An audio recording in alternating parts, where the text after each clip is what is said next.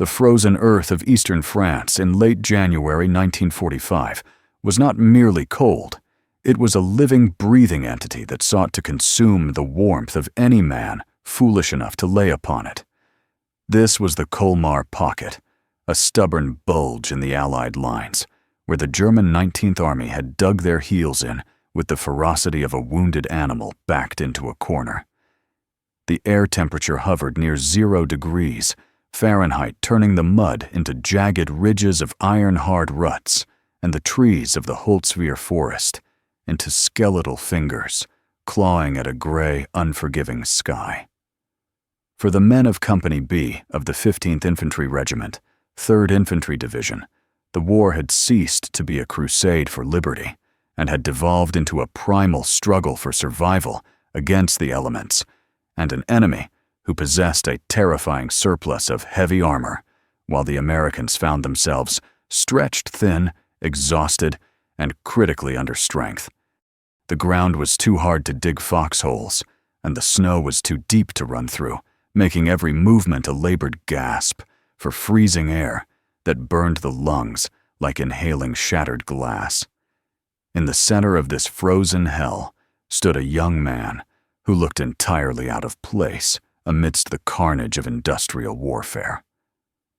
Second Lieutenant Audie Leon Murphy was 19 years old, but possessed the soft features of a choir boy and a physical stature that invited skepticism rather than fear. Standing only 5 feet, 5 inches tall, and weighing scarcely 110 pounds, soaking wet, Murphy looked like a child wearing his father's uniform, yet behind those pale blue eyes lay a temperament that had been forged in the poverty of Texas sharecropping and tempered in the blood of Sicily and Anzio.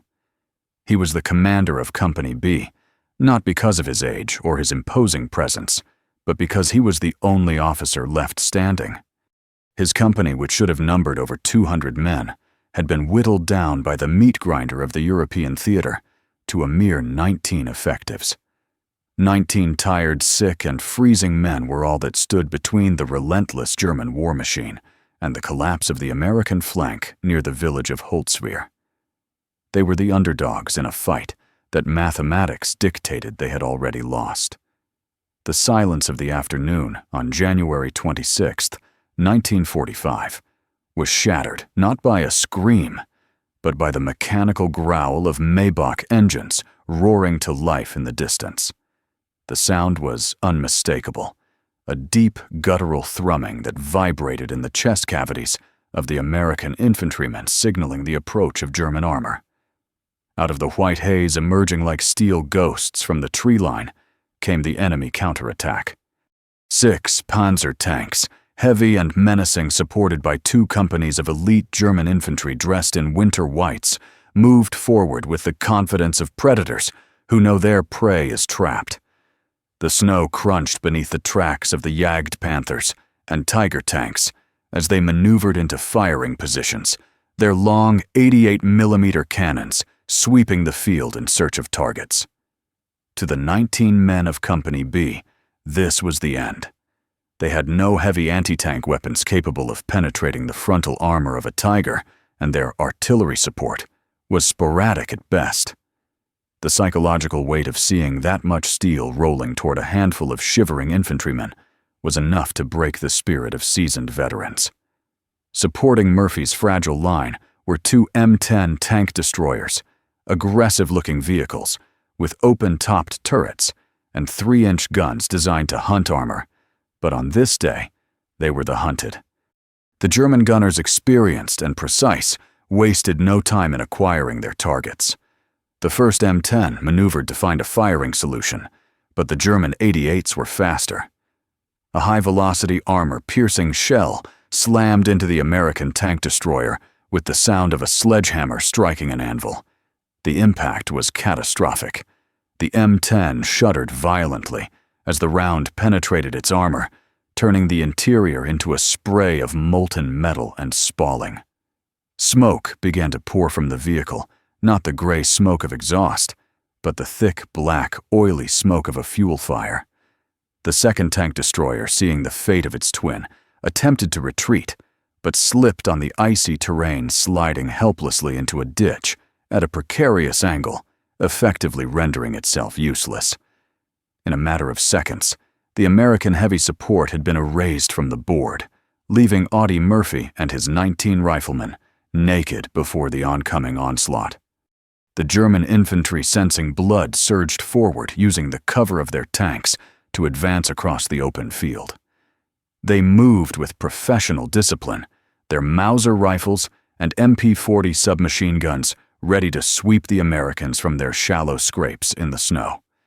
They shouted commands in harsh, guttural barks, mocking the small force ahead of them. To the German commanders peering through their binoculars, the situation was laughably simple. The Americans were broken. Their armor was destroying itself, or burning, and their infantry was pulling back into the woods. They saw the burning M10 as a tomb, a wreck to be bypassed and ignored. No soldier in his right mind would go near a tank destroyer that had been hit. It was a bomb waiting to go off. The fuel tanks were ruptured, leaking high-octane gasoline that was already feeding the flames, licking at the undercarriage, and the ammunition storage racks were filled with high explosive shells that would detonate the moment the heat reached critical mass. The Germans dismissed the vehicle entirely, focusing their sights on the fleeing American infantry, laughing as they imagined the slaughter that was about to commence. This dismissal was their first mistake. It was an insult born of arrogance, a belief that survival instinct was the only law that governed the battlefield. They looked at the retreating Americans and saw cowardice. They looked at the burning tank destroyer and saw wreckage. They didn't see the small figure of Lieutenant Murphy remaining behind. They didn't see him ordering his men to retreat to the safety of the tree line while he held his ground. They assumed that the small man standing alone in the snow was paralyzed by fear, or perhaps too stupid to run. They did not understand that Audie Murphy was not paralyzed. He was calculating. He was angry. And he was about to commit an act of heresy against every survival instinct ingrained in the human brain. While his men screamed for him to fall back, Murphy stood his ground, holding a field telephone receiver in one hand and his carbine in the other, his eyes fixed not on safety, but on the burning hulk of the M10 tank destroyer that the Germans had so foolishly ignored. The decision to climb onto a burning combat vehicle loaded with explosives is not one that a sane mind makes easily. It requires a suspension of the fear of death that borders on madness. The M10 Wolverine was a death trap. Flames were already curling around the rear engine deck, feeding on the leaked fuel and the rubber of the road wheels. The heat radiating from the steel hull was intense enough to singe eyebrows from yards away, a stark contrast to the biting cold of the air. Inside the open turret, the body of the crew was likely still present, a grim reminder of the lethality of the German hit. Yet Murphy saw something else in that inferno. Mounted on the rear of the turret ring, facing backward in the travel position, was a Browning M2HB 50 caliber machine gun. The Medusa, a weapon of singular destructive power capable of firing nearly 500 rounds per minute of heavy armor-piercing incendiary ammunition. It was the only weapon on the field capable of slowing the German advance, and it was sitting atop a ticking time bomb. Murphy dropped his carbine. It was useless against the mass of infantry and armor approaching him. He kept the field telephone, the wire trailing back into the woods, his only link to the artillery battalion miles away. With a burst of movement that belied the weight of his soaked uniform, he sprinted toward the burning M10. The snow kicked up around his boots as German bullets began to zip past, snapping the air with the sound of angry hornets. The enemy had spotted him, but they still did not understand his intent. Perhaps they thought he was trying to retrieve a fallen comrade, or perhaps they simply could not believe what they were seeing. Murphy scrambled up the icy glacis plate of the tank destroyer, his hand slipping on the freezing steel before finding purchase. The metal was hot to the touch, vibrating with the internal roar of the fire beginning to consume the vehicle. He vaulted over the side and onto the rear deck, the heat instantly blasting him in the face, carrying the sickening stench of burning diesel and cordite. The .50 caliber machine gun was cold to the touch, a stark contrast to the fire raging beneath his feet. Murphy grabbed the charging handle of the M2, a heavy piece of milled steel that required significant strength to rack. He hauled it back, engaging a round into the chamber with a metallic clack that was lost in the cacophony of the battle. The weapon was covered in a layer of frost and grime, but the action was smooth. This was a weapon designed to kill aircraft, and light vehicles a weapon that turned cover into concealment and men into mist. Murphy swung the heavy gun mount around the gears, grinding in protest against the cold and the rust, until the barrel faced the oncoming wave of German white-clad infantry. He was completely exposed.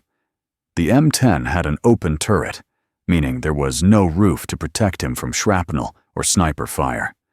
He was standing on a pedestal of fire, illuminated against the gray background of the woods, a perfect silhouette for every German rifleman within 500 yards. He adjusted the field telephone, ensuring the line was still intact. Through the crackling static, he could hear the voice of the artillery operations officer. Murphy calmly gave his coordinates. They were danger close, dangerously close. He was calling fire down almost on top of his own position, creating a wall of explosions to separate the German tanks from their infantry support. The Germans were now less than 200 yards away. They could see his face. They could see the determination in the eyes of the small man they had laughed at only moments before. The laughter died in their throats as Murphy depressed the butterfly trigger of the .50 caliber machine gun. The weapon roared to life, a deep rhythmic thumping that shook the entire frame of the burning tank destroyer. Tracer's bright red lines of light erupted from the barrel, tearing across the snow-covered field at nearly 3,000 feet per second. The first burst caught a squad of German infantry moving in the open. The heavy .50 caliber rounds did not wound, they destroyed. Men were thrown backward, as if yanked by invisible cables, their winter whites instantly stained with the violent red of arterial spray. The heresy of Murphy's action became clear. He was using the burning tank as bait and as a fortress. The smoke from the fire provided a screen, obscuring his exact position, while the flames kept him warm enough to operate the gun without gloves. The Germans, stunned by the sudden volume of fire, halted their advance. They could not comprehend that a single man was responsible for this wall of lead. They assumed they had walked into a trap, a hidden machine gun nest, or a reinforced bunker. They did not realize that their enemy was a 19-year-old boy standing on top of a bomb fueled by sheer will and a refusal to yield a single inch of French soil. Murphy traversed the gun firing in short, controlled bursts to preserve the barrel and ammunition. The brass casings, the size of cigars, spewed from the ejector port, clattering onto the steel deck of the tank destroyer, joining the growing pile of debris. The heat from the fire below was increasing the metal beneath his boots, becoming painfully hot. He knew the ammunition racks inside the hole could cook off at any second, vaporizing him instantly. But he pushed that thought into the recesses of his mind. His world narrowed down to the iron sights of the Browning machine gun and the gray shapes of the enemy moving in the snow. He became a machine himself, an extension of the weapon. He engaged the German infantry, forcing them to dive for cover in the frozen ditches, stripping away the protective screen around the Panzer tanks. The tanks themselves now realized something was wrong. Their infantry support was pinned down, dying in the snow. The turrets of the Tiger and Panther tanks began to rotate, searching for the source of the fire. They scanned the tree line, looking for a muzzle flash from the woods, but the fire coming from the burning M10 confused them. It was illogical. It was impossible. Yet the stream of tracers continued to pour from the wreck, cutting down anyone foolish enough to raise their head. Murphy was shouting coordinates into the telephone, correcting the artillery barrage that was now churning up the earth around the German formation. Geysers of frozen mud and shrapnel erupted among the enemy tanks, forcing them to button up their hatches and blinding their drivers.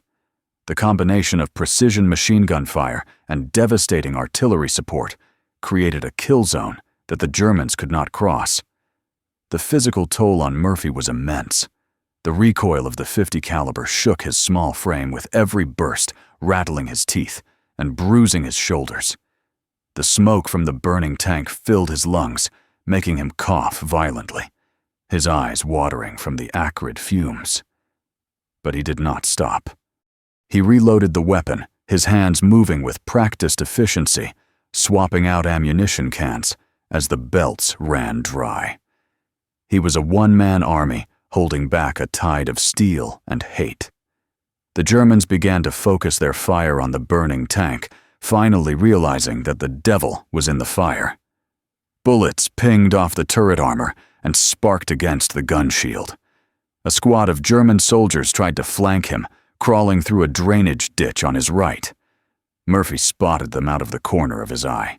He swung the heavy gun around the barrel, smoking in the freezing air, and unleashed a long burst that shredded the brush and the men hiding within it.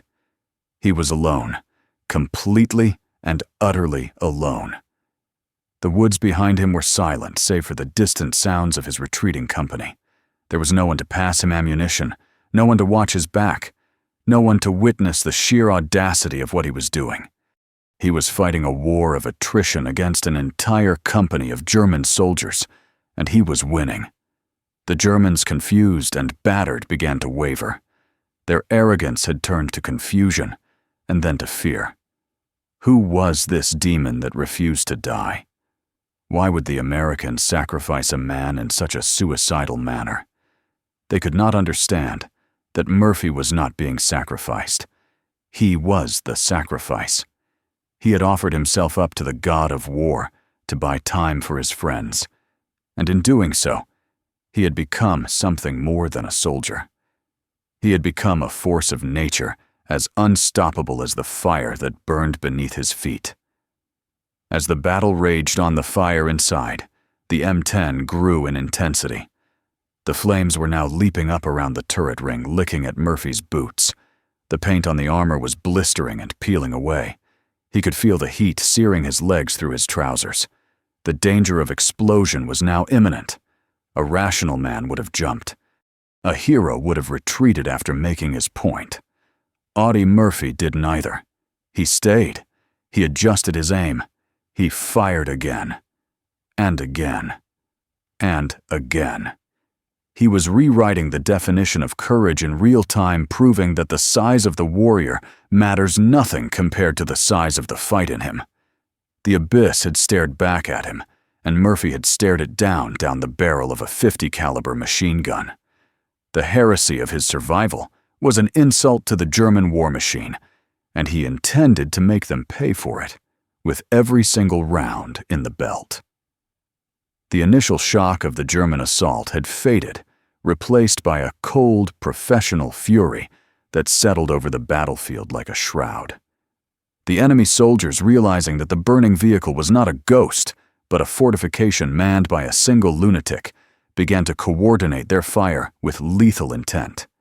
Mauser bullets hammered against the gun shield of the tank destroyer, sounding like hail on a tin roof, but with the deadly velocity to punch through flesh and bone. Ricochets whined past Murphy's ears, tearing holes in his uniform and chipping away at the steel that was his only protection. A blast from a German 88mm shell landed mere yards away, lifting the front of the M10 off the ground and slamming it back down with a bone-jarring crash that rattled every tooth in Murphy's head. He was thrown violently against the turret ring, his helmet knocking against the steel with a hollow clang. For a second, the world went black, a void of ringing silence where the only sensation was the metallic taste of blood in his mouth. He shook his head, clearing the cobwebs of concussion, and pulled himself back up to the gun, ignoring the screaming protest of his bruised ribs. Blood trickled down his trousers from a shrapnel wound in his leg, warm and sticky against the freezing skin. But the pain was distant, a dull throb that could not penetrate the adrenaline flooding his system.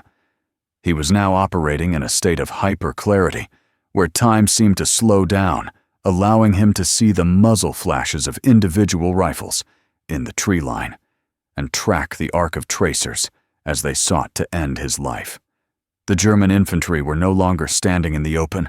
They were crawling through the snow, using the dead bodies of their comrades as cover, inching closer with every pause in Murphy's fire.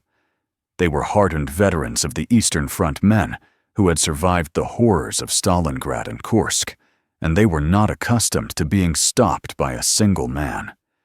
They moved with a desperate urgency, knowing that if they could not silence the machine gun on the burning tank, their attack would falter and fail. The heat beneath Murphy's feet was becoming unbearable.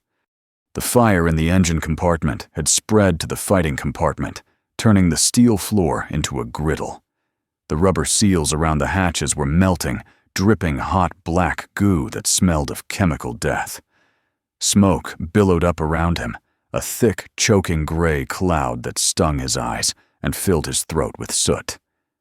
He was fighting two enemies, now the Germans in front of him and the fire below him.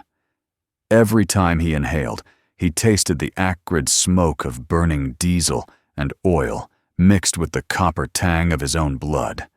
Yet the smoke also served as his ally.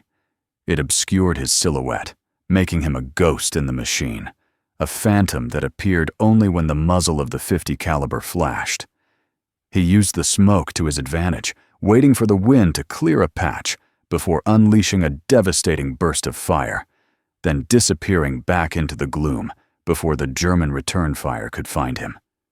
The mechanics of the M2 Browning were beginning to suffer from the extreme conditions. The gun was designed to be cooled by air, but the heat from the fire below and the rapid rate of fire were pushing the weapon to its limits. The barrel was glowing a dull cherry red in the twilight, visible even through the smoke. Murphy knew that if the barrel warped, the gun would jam, and he would be dead in seconds. He had to manage his fire discipline, firing in short, controlled bursts, counting the rounds in his head. 1, 2, 3, release. 1, 2, 3, release. It was a rhythm of death, a heartbeat of steel that kept the enemy at bay. He had to clear a stoppage at one point, the heat having caused a casing to expand and stick in the chamber.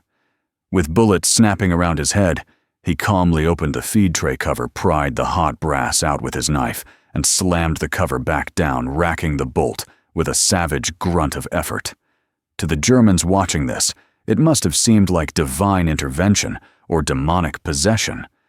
The gun had stopped, they had risen to charge, and the gun had roared back to life, cutting them down in mid-stride. The battlefield was a chaotic tapestry of noise and violence. The roar of the German tank engines, the crack of high-velocity tank guns, the ripping sound of the MG-42 machine guns, and the steady thump, thump, thump of Murphy's .50 caliber created a symphony of destruction. But amidst this cacophony, Murphy was listening for something specific.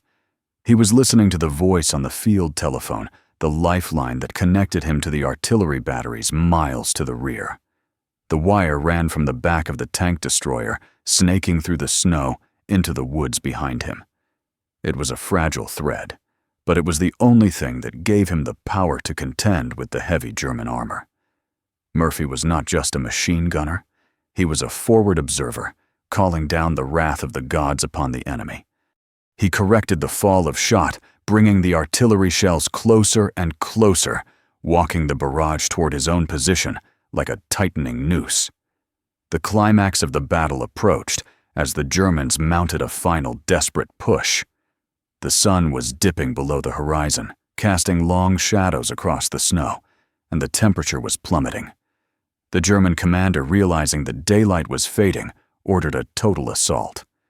The tanks revved their engines, their tracks churning the frozen mud as they advanced, ignoring the artillery falling around them. The infantry rose from the snow bayonets, fixed, screaming a war cry that was meant to terrify the American defenders. But there were no defenders. There was only Murphy.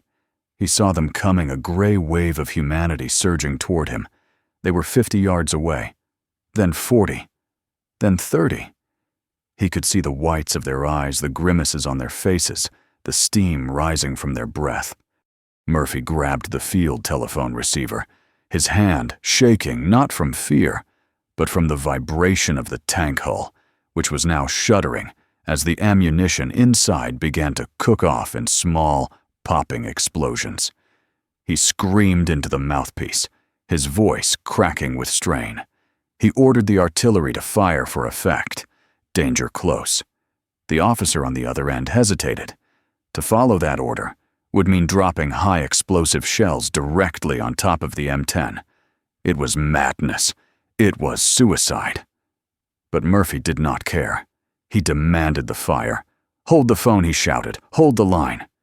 He dropped the receiver, leaving it dangling by its cord, swaying in the wind as he turned back to the machine gun.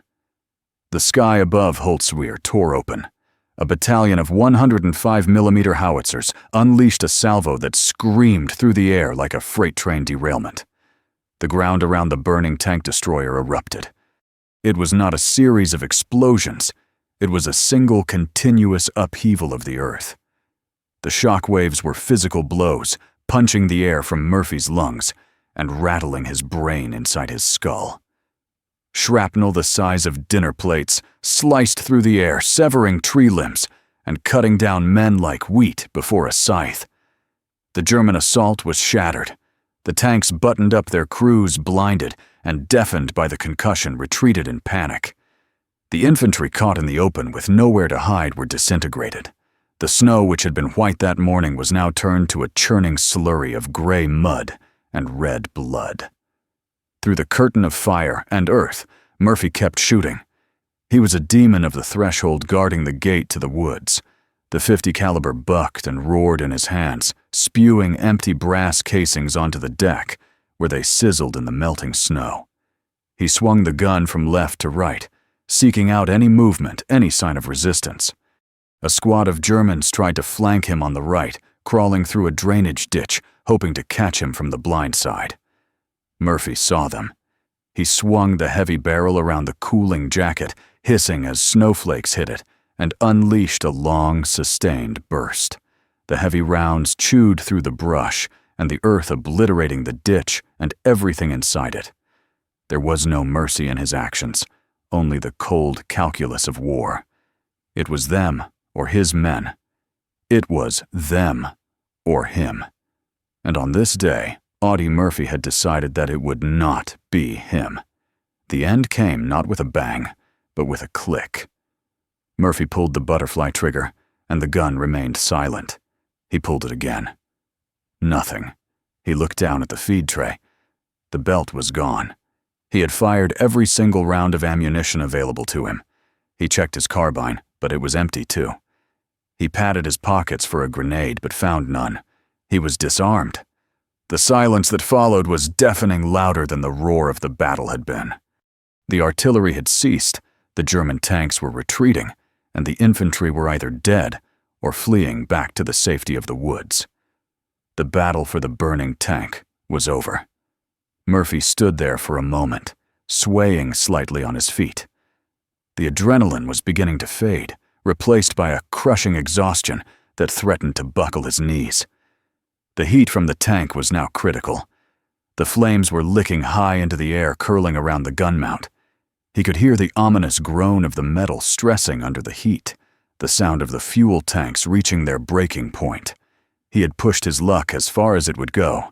Slowly, deliberately, he climbed down from the turret. His leg gave way as he hit the ground, sending a jolt of pain shooting up his spine. But he forced himself to stand. He did not run. He walked.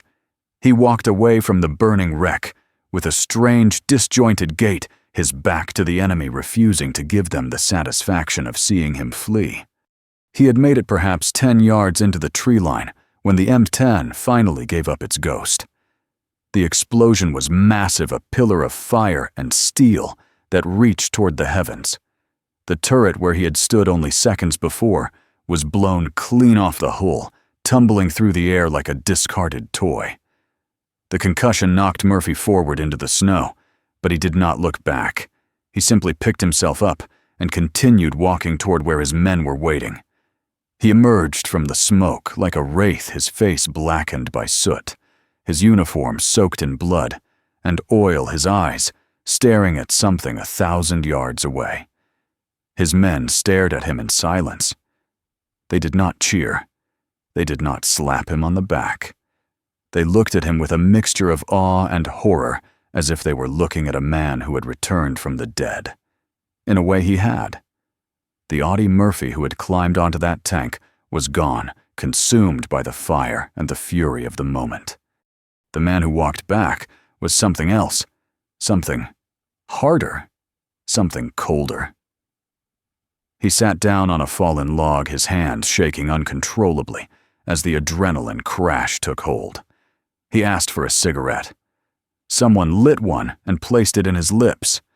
He took a drag, the ember glowing bright in the twilight, and exhaled a long plume of smoke that mingled with the fog of war. The butcher's bill was staggering. In the snow around the burning hulk of the tank destroyer lay the bodies of over 50 German soldiers. 50 men killed by one man. The German attack had been broken not by a battalion or a regiment, but by a single sharecropper's son from Texas who refused to yield. The Wehrmacht, the vaunted German war machine, had been stopped cold by a boy who was too young to vote, but old enough to kill. For his actions that day, Audie Murphy would receive the Medal of Honor, the highest award his nation could bestow. He would become a hero, a celebrity, a face on movie posters and magazine covers. But the medal would never weigh as much as the memories. The war ended, but the ghost remained. The burning tank followed him home. It followed him into the bright lights of Hollywood, where he played himself in the movie of his own life, reenacting the trauma for an audience that could never truly understand. It followed him into his bedroom, where he slept with a loaded pistol under his pillow, waking up screaming from nightmares, where the German soldiers did not die, but kept coming, their faces melting in the fire. He was the most decorated soldier in American history, a symbol of courage and resilience, yet he carried a darkness within him that no medal could outshine. He had stared into the abyss, and the abyss had blinked, but it had marked him forever. Audie Murphy died in a plane crash in 1971, broken in body and spirit, but his legend had been carved into the history books with the heavy caliber rounds of a .50 caliber machine gun. He was the embodiment of the warrior spirit, the underdog who bites back, the man who stands alone when everyone else runs. On that frozen field in Holtzwihr, he taught the world a lesson that the Germans learned too late. You can kill the man, you can burn the tank, but you cannot kill the will to fight. And you never ever ignore the burning tank.